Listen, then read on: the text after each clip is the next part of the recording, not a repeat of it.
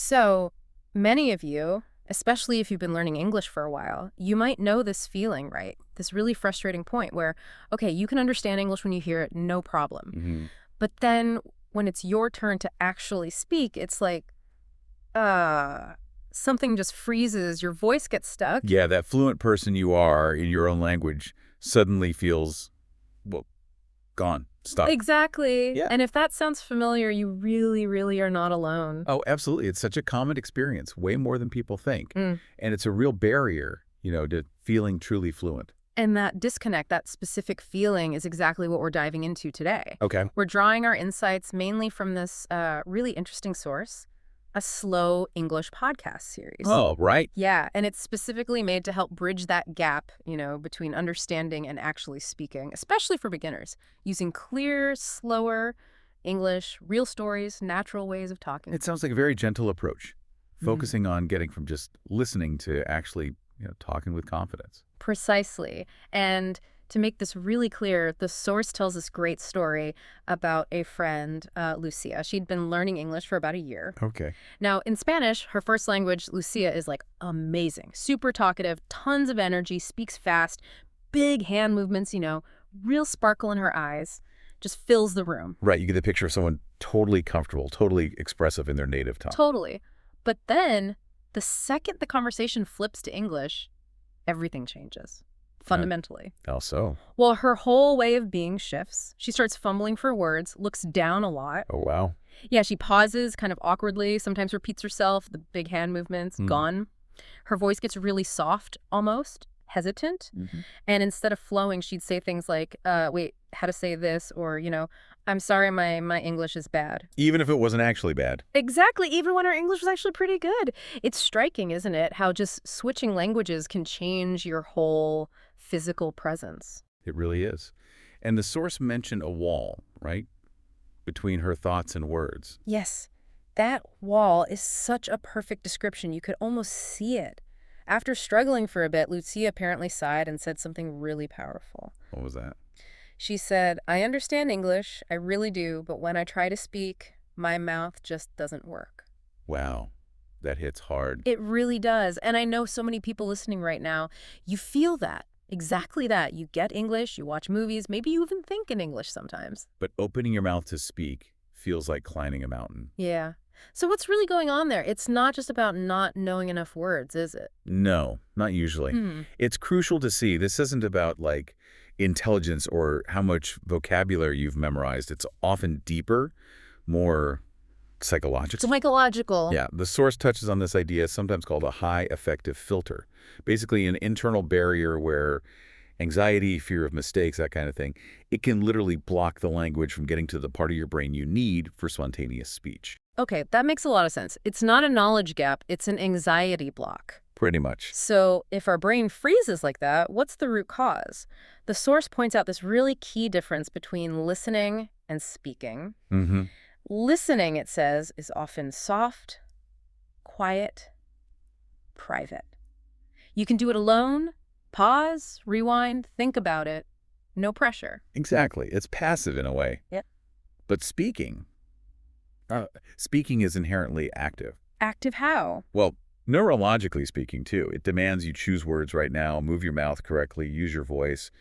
And this is huge. You often feel like you're being watched, judged, maybe. Right, that feeling of being evaluated. That's where confidence comes in, or rather, Yes. where the lack of it becomes a problem. And the source is really clear. Confidence isn't something you wait for. It doesn't come first. It doesn't. No, it comes later. It grows after practice, after mistakes, after trying again and again. Okay, that's actually a big shift in thinking for a lot of learners. We think we need to be confident before we speak. But it's the other way around. The speaking, even the messy speaking, builds the confidence.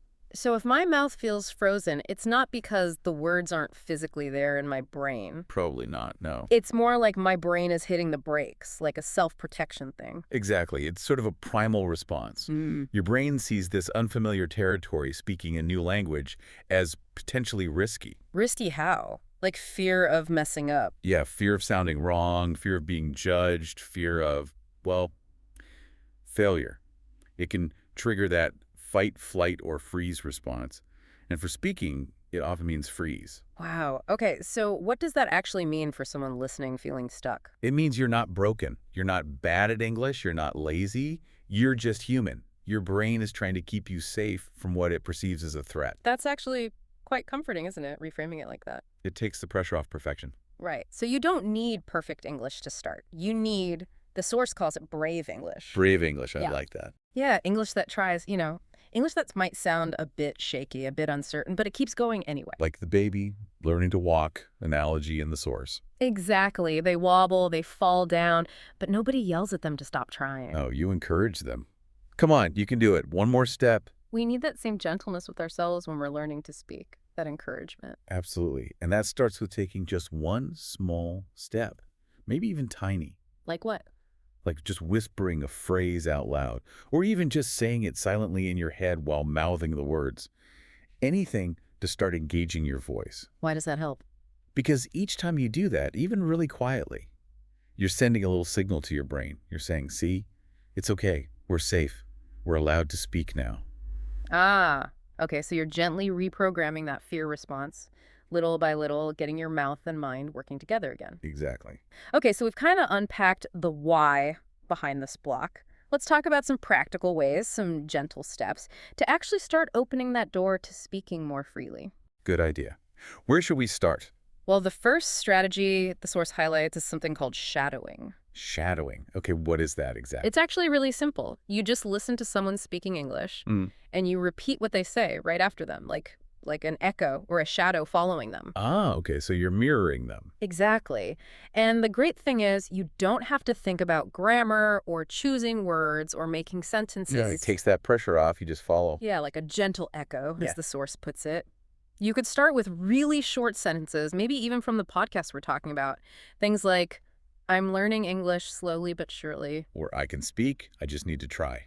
Simple things. Simple things. And repeating those, even just one sentence over and over, it starts building muscle memory for your tongue, your jaw, your breath, how it all works together for English sounds. That makes sense. Practice for the physical act of speaking. Yes. And here's something really cool the source points out. Even whispering counts. Yeah. Or even just silently mouthing the words along with the speaker. Because your brain and your mouth muscles are still making those connections, learning to sync up. That's really encouraging. So you don't have to be loud or perfect right away. Not at all. Shadowing gives you permission, permission to be slow, to repeat, to sound unsure, but to keep going. How often should someone do this? Just 5 minutes a day is suggested. Like learning song lyrics, it's the repetition that builds fluency, not trying to be fast. Repetition, not speed. Okay. Okay, what's next? The next technique is maybe even simpler, and you can do it anytime. Talking to yourself. Talking to yourself out loud. Yep, in English. Yeah. Even when you're completely alone. Just narrate what you're doing, or think out loud in English. Okay, give me an example. Like when you're cooking, you could say, okay, now I'm chopping the onions, or this smells good, or when you're walking, oh, it's a nice day today, or even just, I need to remember to buy milk. Ah, I see. So you're turning everyday moments into little practice sessions. Exactly. Brushing your teeth, okay, gotta clean this room later. Or, I feel tired, but I'm gonna finish this. And the benefit is? It makes English feel less strange, less like a school subject and more like a part of your actual life. It starts to feel less like something scary and more like, I don't know, a tool or even a friend. Yeah, normalizing it, making it familiar in low-stakes situations. I like that. Okay, so we have shadowing, talking to yourself.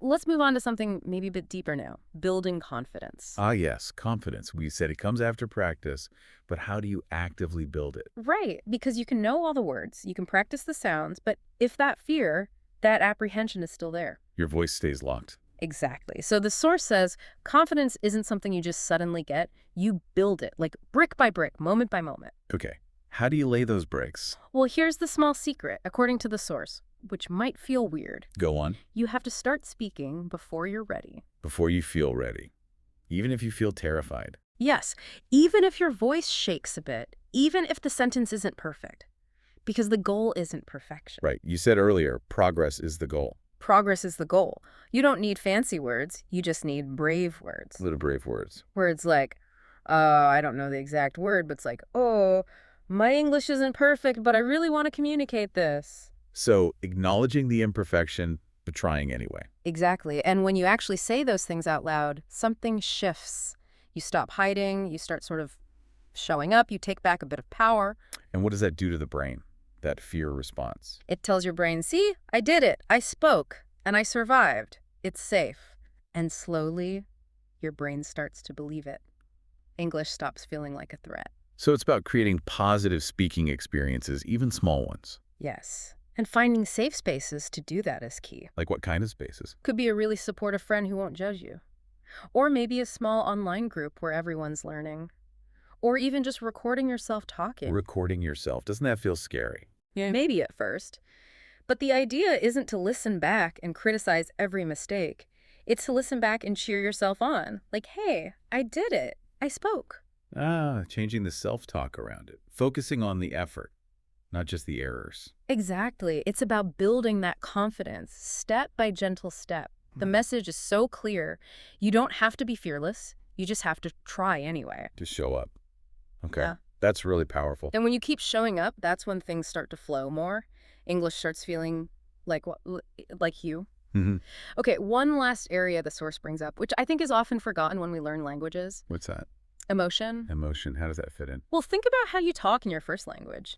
Your voice changes, right? It goes up when you're happy, slows down when you're sad. Your hands might move when you're excited. Sure, it's natural. It gives life to what you're saying. Exactly. But when we learn a new language, we often get so focused on the rules, the grammar, the words, that we forget about the feeling. We kind of go flat. Yeah, I can see that. You're concentrating so hard on being correct that the natural expression disappears. Right. So the source offers this gentle challenge. Try to bring emotion back into your English. Intentionally. How would you do that? Instead of just stating facts like, I went to work, try adding how you felt. Like, oh, I was so tired today, but I still showed up. Okay. Or, my manager actually smiled at me today, and honestly, it made me feel really seen, adding that feeling. So connecting the words to an actual internal experience. Yes. And when you feel what you're saying, apparently your brain remembers it better. Plus, it makes you sound more real, more human. People connect with that. It's not about being perfect. It's about being authentic. That's it, exactly. Even one small sentence, if it has real feeling behind it, can be incredibly powerful. Mm-hmm. Makes perfect sense. So, just to recap these ideas we've explored, these gentle practices. Yeah, let's sum them up. We talked about listening again, maybe shadowing, speaking to yourself, just narrating your day. Right. Building that quiet confidence with brave attempts, not waiting for perfection. And finally, connecting your feelings to your words, bringing that emotion back in. And the key thing seems to be consistency, right? Not necessarily spending hours, but showing up regularly. Exactly. It's not about huge chunks of time. It's about being present, being intentional. Remember, even one sentence spoken with care, spoken bravely, that's a real step forward. Mm-hmm. It's progress. So try not to rush. Don't compare yourself to others, Just keep coming back to your voice, your pace, that quiet strength you have inside. Your voice is in there. It just needs a little gentle encouragement to come out. Precisely. And hopefully this deep dive, these practices, they can help you do just that. Help bring your voice out softly, slowly, together. So keep nurturing it at your own pace. Tap into that quiet strength.